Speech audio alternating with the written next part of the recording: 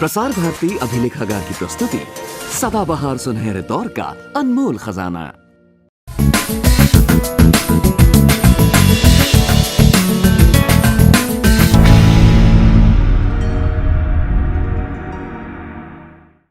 आज स्टूडियो में आमंत्रित हमारी अतिथि हैं doctor sushi Singh. Doctor sushi Singh कुछ लोग तो जरूर जानते होंगे, लेकिन जिन्हें नहीं पता हम उन्हें बता देते हैं कि डॉक्टर सुशी सिंह शिक्षाविद हैं, कॉर्पोरेट जगत से जुड़ी हैं और महिला और युवा सशक्तिकरण की दिशा में आप सक्रिय रही हैं। इस बातचीत का मकसद है कि जो लोग हमें सुन रहे हैं, जो लोग हमें देख रहे हैं, वो आपकी कार्य यात्रा से, आपकी जीवन यात्रा से कुछ बिंदु ग्रहण करें। मैं विधिवत रूप से स्वागत करता हूं स्टूडियो में डॉक्टर सुशी सिंह का। नमस्कार। थैंक यू, धन्यवाद, आपका बहुत बहुत धन्यवाद। डॉक्टर सुशी, आपकी अनुमति हो जी। तो मैं शुरुआत करना चाहूँगा, आपको मैं वापस ले जाना चाहूँगा बहुत दशक पहले। वो छोटी सी सुशी जो एक स्कूल में पढ़ती थी, आंखों में सपने लिए और न जाने कितनी आकांक्षाएं लिए, तो उसका हर बच्चे का एक संघर्ष होता है, तो निश्चित रूप से आपका भी रहा होगा।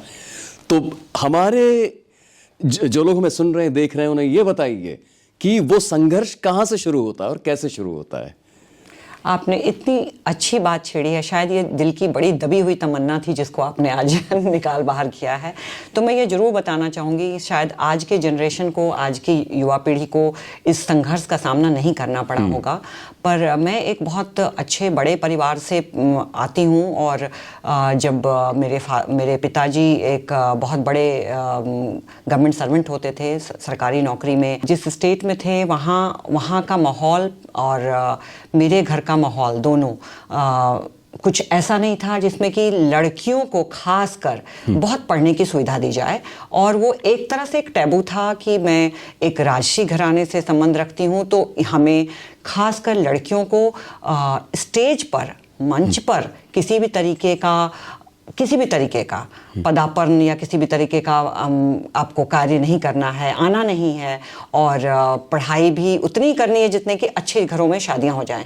तो इस बात को लेकर बचपन से मेरे अंदर काफ़ी अंदर से एक रोष पैदा था, और जो मैं बढ़ते देखती थी, 6 हम बच्चे थे, मैं सबसे छोटी थी, इसका थोड़ा फ़ायदा ज़रूर मुझे मिलता था। अच्छा। जहाँ जहाँ मेरे पिताजी जाते थे वहाँ स्कूल में की बदली होती थी, और स्कूल की बदली में नाम लिखाने वाले हमारे पिताजी के जो लोग होते थे, उन्होंने कभी देखा नहीं कि मेरा असली नाम क्या है, क्योंकि छठे बच्चे का ध्यान किसको होता है। लेकिन नाम भी बदल गया, आप देख रहे हैं, सुशी एक जापानीज़ नाम है। खैर, ये छोटी बात है। बड़ी बात यह है कि मैं पढ़ने में अच्छी निकली, हर जगह स्कूलों में प्रथम आती रही, पर किसी ने कोई नोटिस ही नहीं किया कि ये बच्चा क्लास में प्रथम आ रहा है तो इसको आगे बढ़ने का मौका। कौन सा विषय था जो बिल्कुल आपको पुकारता था कि आओ मुझे पढ़ो? जी, सच बताऊं तो एक हिंदी के प्रति मेरा बड़ा रुझान था, और हिंदी के साथ साथ मुझे मैथमेटिक्स और इनफैक्ट साइंस सब्जेक्ट्स का बहुत बहुत ज़्यादा रुझान था। और इसलिए मैंने सोचा, अपने मन में सोच लिया कि मैं डॉक्टर बनूंगी। लेकिन कहते हैं ना कि एक तो विधि का विधान और दूसरा हमारा समाज, यही तय करता है एक लड़की की ज़िंदगी में कि वो आगे क्या बनेगी। तो ये ऐसा हुआ कि मैंने पहले अटेम्प्ट में मैं एक पहली लड़की थी अपने पूरे परिवार में, नहीं पूरे खानदान में। हमारा बहुत बड़ा परिवार है और उस स्टेट के काफ़ी नामी गिरामी खानदानी लोगों में जाना जाता है। उनके सारे बच्चों में मैं पहली बच्ची थी जिसने मेडिकल पास किया। पर मेडिकल पास करने की खुशी में जश्न होने के बदले हमारे घर में मातम हुआ कि लड़की को अगर ये चली जाती है तो अगर कहीं इंटरकास्ट मैरिज कर लिया, कहीं ऐसी कोई ऊंच नीच वाली बात हो गई, लड़कों के बीच में रहेगी तो कैसे चलेगा। तो मेरी माता जी ने अनशन किया, आमरण अनशन पे बैठ गई, और 3 दिन के आमरण अनशन के बाद मेरे पिताजी ने भी अपने झंडे गाड़े कर दिए और नीचे कर दिए विकेट की, चलो बेटा अब ऐसा है, तुम आगे जो करना है कर लेना, मैं पूरी मदद करूँगा, अभी तो ये छोड़ दो। तो वो जिद छोड़ दी। उस जिद को छोड़ 17 साल की 16.5 ईयर्स में ये किया।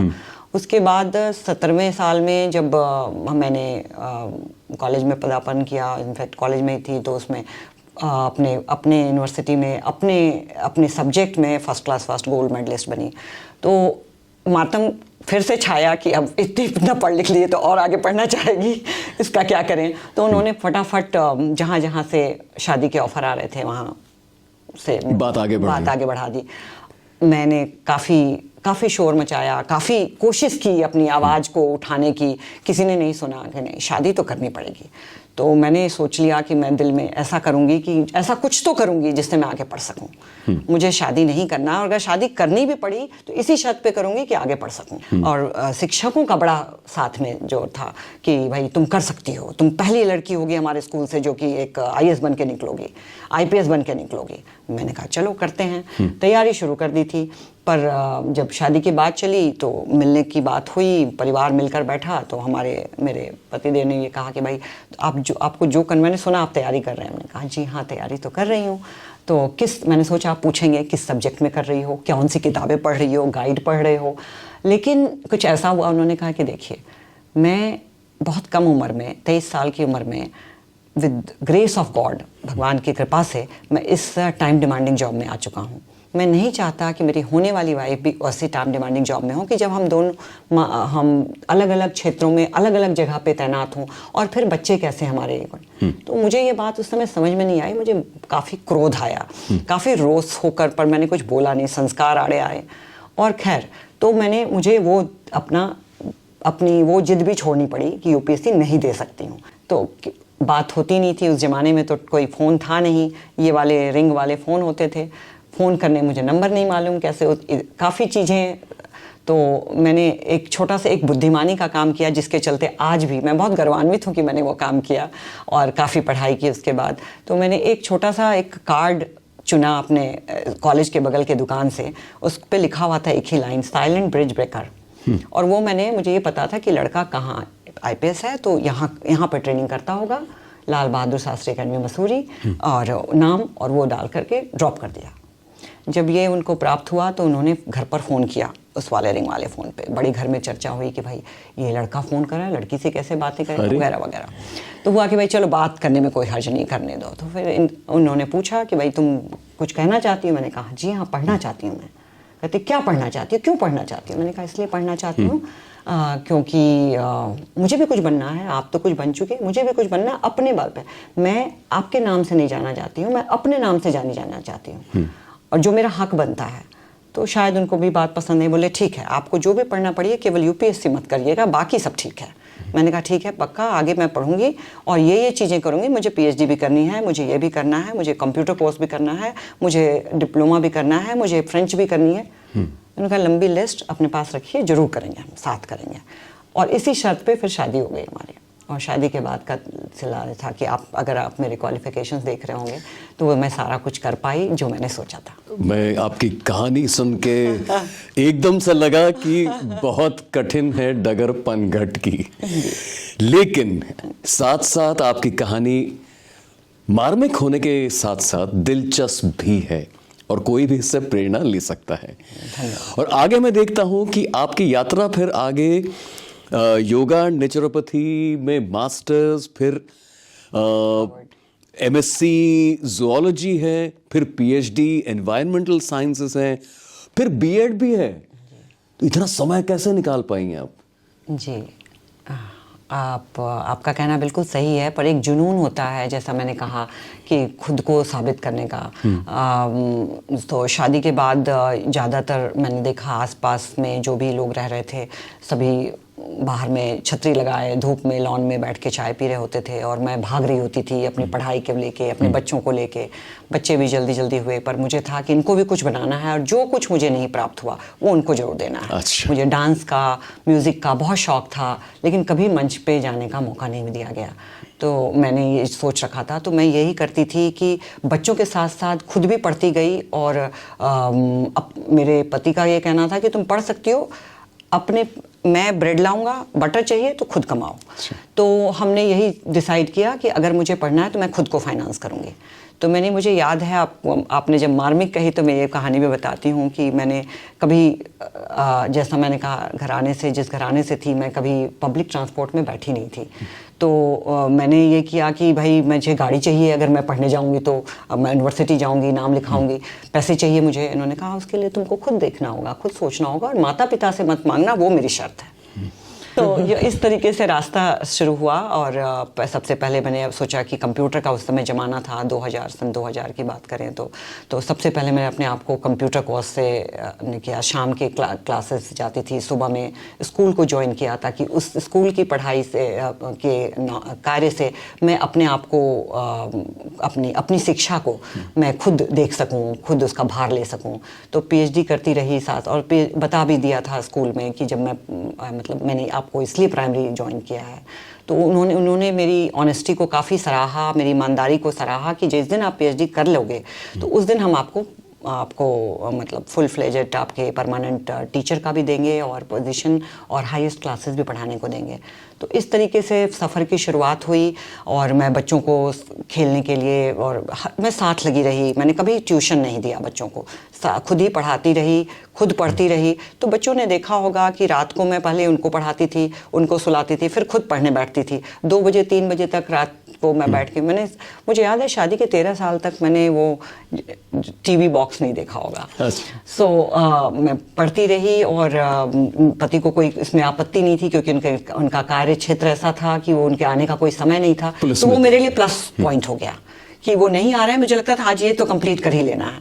तो ये जो लगन थी, ये जो जुनून था, ये इसका एक सबसे बड़ा फायदा हुआ जो मैं हर माँ को कहना चाहती हूँ और हर माँ को बताती हूँ जो भी मेरे संपर्क में आता है, कि बच्चों में ये बस यही चीज़ें सिखानी है कि बेटा स्वस्थ रहें, शिक्षित बने और स्वावलंबी बने। और अगर लड़कियां ये सीख लेती हैं शुरू से, अगर ये बात अगर आत्मसात कर लेती हैं, जो आप रोल मॉडल होते हो, तो बच्चे जो होते हैं वो खुद ब खुद उसको आत्मसात करते हैं। क्योंकि कहते हैं ना, नेचुरल टैलेंट्स जो होता है बच्चों में जो है वो उभर कर तब आता है जब आप उनके सामने एक रोल मॉडल होता है। तो मैं बड़े गर्व के साथ कहना चाहूँगी, मेरी बच्चियाँ मुझे ही रोल मॉडल मानती हैं, और उन्होंने भी वो काम हासिल किए जिसके लिए मैं परमात्मा का और अपने पति का भी बहुत शुक्रिया अदा करती हूँ कि उन्होंने ये सब करने का मौका दिया, जो परिवार में किसी ने नहीं किया। मेरे पूरे खानदान को इसका अब गर्व है। मेरे दोनों बच्चे इंडिया के IB टॉपर हैं, इंटरनेशनल बैकलॉरेट के टॉपर बने अपने अपने समय में, और दोनों अपने अपने स्कॉलरशिप लेकर के US गए और IB लीग्स में पढ़ाई किया, प्रिंसटन, हार्वर्ड जैसे जगह पे, जहाँ हम सोच भी नहीं सकते थे, हम अपने खर्चे से कभी भेज नहीं सकते थे। और वहाँ पर भी उन्होंने काफ़ी नाम भी किया, और कई तरह के उन्होंने पुरस्कार भी मिले, और अच्छी अच्छी जगहों पे आज वो हैं। और सबसे बड़ी बात, संस्कारी हैं, लोगों की मदद करते हैं, हिंदुस्तानी बच्चों की मदद करते हैं। जो उन्होंने मुझे देखा, मैं उनको old age home, red cross ऐसी संस्था में सैटरडे संडे को, जब मेरे पति के पास वक्त होता नहीं था, तो मैं उनको समय बिताने के लिए मैं इधर उधर नहीं जाती थी। हमने शायद किसी का प्रोबेबली कोई कहते हैं जन्मदिन का जो संगठन और इसमें जाना और वो हमने कभी किया नहीं होगा। अच्छा। तो हम बच्चों को ले जाते रहे, सिखा, उससे बच्चों ने जो सीखा, टचवुड आज काफ़ी लोगों की वो भी मदद करते हैं। मुझे गर्व होता है कि मैंने 2 अच्छे इंसान और 2 अच्छे नागरिक देश को दिए। डॉक्टर सुशी, आज आप कई संस्थाओं की गवर्निंग बॉडीज में, बोर्ड्स पर आप कार्यरत हैं। आप आज के विद्यार्थियों को, इसका मतलब है जाहिर सी बात है कि नजदीक से देखने का मौका मिलता है आपको, तो आप जब अपने साथ उनकी तुलना, मैं तुलना तो नहीं कहूंगा, लेकिन एक फलक पर देखना दोनों तरह की जिंदगियों को समय के अलग अलग खंडों में, तो आजकल के बच्चे जो एक अलग कोई उनकी विधा हो सकती है संघर्ष करने की, तो आप कैसे उसका वर्णन करेंगे कि कैसे हैं वो लोग संघर्ष को लेकर, आज की जो जनरेशन है? जी, आपने बहुत ही आई थिंक बहुत थॉटफुल या कहिएगा बहुत सोच भरे प्रश्न का सामने रखा है। और इस बात के लिए मैं आई थिंक आपने सही व्यक्ति से भी पूछा है, क्योंकि मैंने स्कूल और कॉलेजेस को बराबर देखा है, हायर एजुकेशन में भी काम किया है, देश में काम किया और विदेश में भी काम किया है।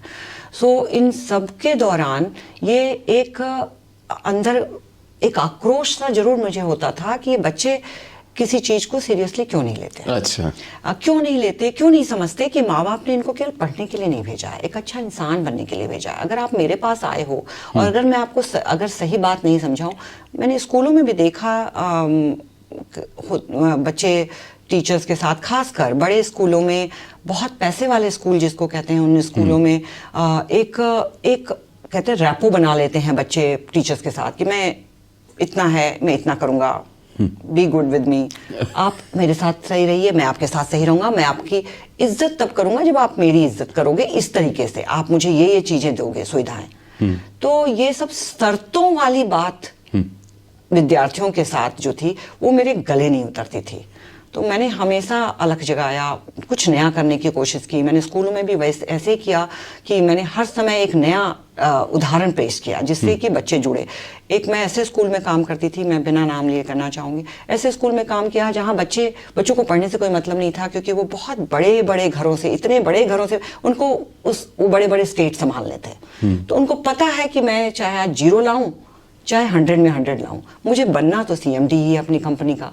तो ऐसे बच्चों को एक राह दिखाना या एक उनमें सकारात्मक सोच पैदा करना कि भाई तुम्हारा काम केवल पढ़ना लिखना ही नहीं है, मानवीय गुणों, मानवता को समझना भी है और देश के लिए भी कुछ सोचना है जी।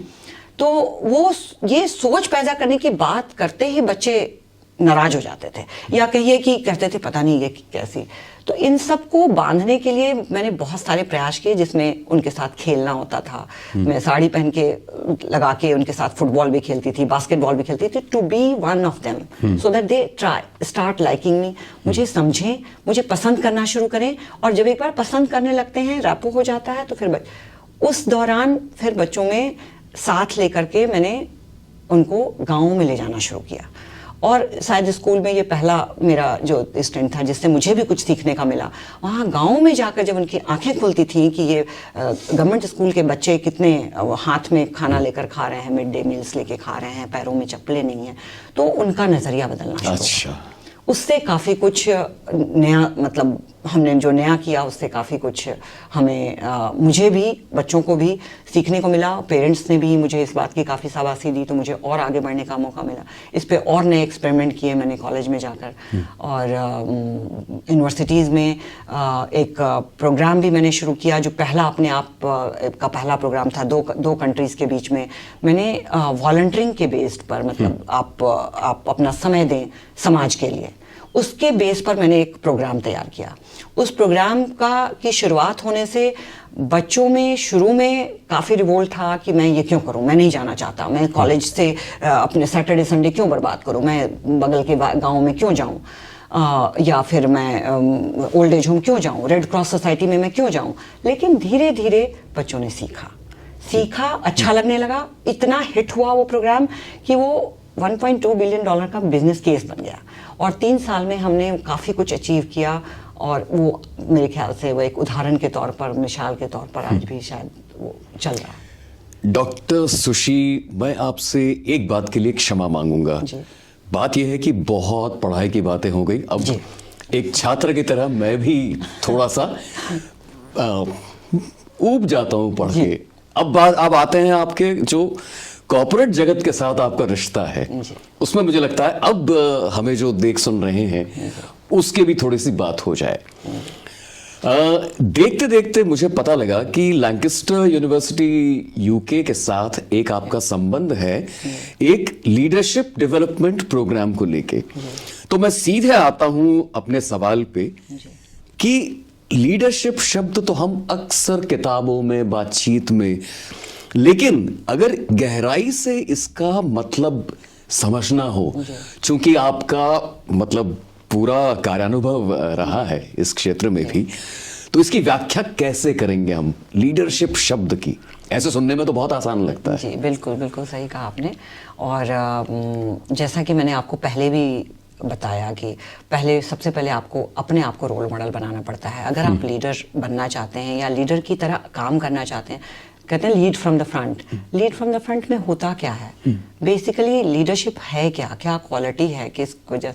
तो एक सच्चा लीडर वो है जो बाकी अन्य लीडरों को पैदा करता है। हर एक बच्चे को या हर एक अपने आपके साथ काम करने वाली टीम को एक लीडर की तरह से देखता है, उसमें उन गुणों का समावेश कराता है, उनको मौका देता है आगे बढ़ने का, उनको मौका देता है डिसीजन मेकिंग का। जब आप ये देते हैं, आप महसूस करते हैं ग्रेजुअली स्लोली, एक्चुअली जब बच्चे कह लीजिए या साथ काम करने वाले आपके सहभागी कर लीजिए, जब सब कुछ खुद करना शुरू कर देते हैं, एक समय आता है जब आप पीछे हटकर बड़े आसानी से उनको आगे बढ़ते हुए देख पाते हैं। इसका मैं आपको एक छोटा सा उदाहरण दूंगी। मैंने police family welfare society Delhi police का भी मैंने शुरुआत कहिएगा एक बड़ा बनाने की मुहिम मैंने ली। मैंने अपने कॉर्पोरेट जगत से संन्यास लेके एक्चुअली 2 साल के, मुझे लगा कि मैं ऐसे कर नहीं पाऊंगी। कॉर्पोरेट जगत में मैं अच्छा काम कर रही थी, मैं एक CEO की तरह काम कर रही थी, बट और कॉर्पोरेट सोशल रिस्पॉन्सिबिलिटी मेरा सब्जेक्ट रहा है, तो उस कॉर्पोरेट सोशल रिस्पॉन्सिबिलिटी का ही काम कर रही थी, तो मुझे बहुत अच्छा लग रहा था। बट जब ये कहिए कि चुनौती मेरे सामने आई कि भाई आपके पास ये 2 पेपर हैं बायलॉज के और आपको इसको कुछ बड़ा बनाना है, जैसे कि आर्मी में आपने देखा होता है कि उनकी वाइफ्स बहुत सारे काम करती हैं, एक बहुत बड़ी संस्था बनती है, उसमें बहुत सारा प्रोडक्शन होता है। आवा है, आप देखिए कितना अच्छे से नाम जानते हैं। तो मुझे ये चुनौती दी गई थी, तो उस चुनौती में मेरे पास 2 पेपर के अलावा कुछ भी नहीं था। तो उसको क्या करना है, कैसे करना है, एक शिक्षाविद और एक स्पेशली कॉर्पोरेट सोशल रिस्पॉन्सिबिलिटी की जानकारी होने की वजह से ये चुनौती को मैंने बहुत अब कहिएगा कि पर्सनल तौर पे लिया और मैंने एक अपने लिए टाइमलाइन बनाया कि एज अ मतलब लीडर मैं 1 साल 9 महीने में ये 10 माइलस्टोन पूरे करूंगी, जिससे कि ये संस्था यहाँ से पहुंचकर यहाँ जाएगा जब उसकी बराबरी और उसका नाम आईवा की तरह लोग ले पाएं, या कम से कम अपने ऑर्गेनाइजेशन के लोग भी बड़े फक्र से कह सके मैं इसमें काम करता हूँ। और ये मैंने 1 साल 9 महीने में कर दिखाया। अच्छा। उसकी अपनी वेबसाइट, उसका अपना, सब लोगों को डिस्ट्रिक्ट में दिल्ली का शायद हर कोना, हर कोना, हर मोहल्ला मैंने तभी देखा। मैं खुद जाती थी, खुद लोगों को बाहर निकालती थी, बातें करती थी, उनको समझाती थी कि हम क्या करने वाले हैं, क्यों करेंगे, आपका इसमें क्या विकास होने वाला है या आपको क्या मिलने वाला है। तो फ्री के कैरेटन स्टिक्स भी किया, फ्री के yoga checkup camps, health checkup camps लगाए गए। एक पहली बार पूरे दिल्ली में मैंने एक फ्री समर कैंप्स की शुरुआत की। अच्छा। समर के समय में देखिए बड़े बड़े हम सभी लोग तो कहिए कि जो भी जहां आप जिस पद पे काम करते हैं, इतना पैसा आप निकाल लेते हैं कि अपने बच्चों को लेके एक छोटी सी सही छुट्टी में चले जाते हैं। पर उनका सोचिए जो आपके घरों में काम करते हैं या आपके ऑर्गेनाइजेशन के बाहर की ड्यूटी करते हैं, रात दिन की ड्यूटी करते हैं, उनके बच्चे, उनके पास एक तो वक्त नहीं होता, दूसरा पैसे नहीं होते, तीसरी इतनी समझदारी नहीं होती कि इसका क्या मतलब क्या है। तो इन सब को सोचते हुए कई चीज़ों का चुनाव किया गया और उनको हर क्षेत्र से, हर डिस्ट्रिक्ट से वहाँ के ऑफिसर की वाइफ को हमने कहा कि ये तुम्हारा क्षेत्र है, तुम्हारे पति यहाँ हैं, तुम इनके लिए ये चीज़ें करोगे और तुम इनके लिए ये चीज़ें करो। वो और एक तरह का कंपटीशन पैदा हो गया कि इनका समर कैंप बड़ा अच्छा हुआ, अरे इनका बड़ा मजा आया। उसके बाद जो कंपटीशन शुरू हुआ उससे हर क्षेत्र की महिलाओं ने, अपने अपने क्षेत्र की महिलाओं ने और अच्छा करने की सुविधा में औरतों को बाहर निकालना शुरू किया। क्या बात। और काम शुरू हो गया। 12 वेलफेयर सेंटर बन गए, PMKY सेंटर बन गए, प्रोडक्शन शुरू हो गया, दुकानें खुल गई, लोगों को आमदनी का जरिया मिल गया। और उससे बड़ी चीज़ जो हमने की कि बच्चों को, उनके बच्चों को जिन्होंने बड़े सपने देखना सिखाया, तो ये महिलाओं का जो एक जुनून था, वो जुनून पैदा करने की या कहिए कि वो सपने दिखाने की जो बात है, वो एक असली लीडर का काम है। लीडरशिप तभी हो सकता है जब आपका पैशन, आपका जुनून, आपका सपना बुन सके वो भी जो आपके साथ है। क्या बात। डॉक्टर सुश्री, आपके व्यक्तित्व और कृतित्व के कई पहलू और भी हैं, लेकिन होता क्या है, अक्सर होता है हमारे साथ, ये घड़ी की जो टिक टिक है लगती बड़ी मधुर है, लेकिन ये एक बड़ा क्रूर सा संदेश देती है कि कार्यक्रम की अवधि जो है वो अपने समापन की ओर है। बिल्कुल संक्षेप में चलते चलते हम ये जानना चाहेंगे कि बड़ी उत्सुकतावश कि आप DU में गार्डन कमेटी की मेंबर हैं, तो ये बड़ा एक अलग हटके, मतलब एक जिसको एक रचनात्मक किया उस तरह का एक पहलू है ये, तो ये इसका राज क्या है? जी ये एक बड़ा ही आपने प्यारा सा प्रश्न पूछा है कि मेरी एक जैसे सबकी अपनी अपनी जैसे हॉबी होती हैं या आदतें होती हैं। मेरी एक बहुत ये सुंदर सी आदत कहिए कि मिली मुझे विरासत में कि मैंने जहाँ जहाँ मेरे पिताजी की पोस्टिंग रही वहाँ बड़े बड़े गार्डन मिलते थे, बड़े बड़े किचन गार्डन मिलते थे। दिल्ली आने के बाद आप ऊपर टंग जाते हैं, बिल्कुल छोटे से, बिल्कुल कबूतर खाना अगर बोले तो उसमें आप टंगे हुए होते हैं। सांस लेने के लिए भी नीचे आना होता है। तो मैंने हर जगह एक अपने लिए ग्रीन कॉर्नर बनाना शुरू किया। अच्छा। अगर नीचे का घर होता था तो एक जरूर किचन गार्डन जो बनता था एक जरूरी, और मैं खुद उसका जो भी जितना समय मिलता था उसमें जो काम करती थी। तो वो देखकर बाकी लोगों को भी करने का मैंने देखा कि लोगों को उसकी नकल करते थे। और ये देखते देखते एक मौका ऐसा भी आया कि मैं, आपने जैसे कहा कि मैं कई जगह बोर्ड पे हूँ, मैं उससे पहले मैं दिल्ली यूनिवर्सिटी के और दूसरे कॉलेजेस के भी बोर्ड पर थी। और इनफैक्ट उसमें जीबीएम भी थी, जैसे आर्यभट्ट कॉलेज। और इसमें तो उसमें एक बार चर्चा हुई थी तो मैंने कुछ सही जवाब दे दिया उस चर्चा में, गार्डन कमेटी से रिलेटेड। तो उन्होंने बोला वहीं मुझे पिक कर लिया कि आपको तो गार्डन की भी बहुत सुविधा, मतलब मैंने कहा ऐसा ऐसा होना चाहिए, ये तो बहुत आसान है, ये ऐसे हो सकता है। इसका अगर आप लोग सोशल मार्केटिंग नहीं करते हैं तो अगर आप सोशल मार्केटिंग करें तो बच्चे और जुड़ेंगे, और बच्चे जुड़ेंगे तो ये अपने आप विकास हो। तो इस तरीके से मैं उस पर आई। डॉक्टर सुशील सिंह, आपसे बात करते करते समय कैसे व्यतीत हो गया समय समझ में ही नहीं आया। मुझे तो पक्का विश्वास है लेकिन आपकी पूरी बातें सुन के कि जिन्होंने भी हमें सुना देखा उनको जरूर, मतलब अगर बहुत ज्यादा नहीं तो कुछ प्रेरणा तो जरूर मिली होगी। स्टूडियो में आने के लिए आपका बहुत बहुत धन्यवाद। आपका भी बहुत बहुत धन्यवाद। आप सबों का बहुत बहुत धन्यवाद। सुनने वालों का तो विशेषकर धन्यवाद। जीवन के कई पहलू आपके सामने आपने रख दिए, बट कई पहलू हैं जो अभी अनटच रह गए।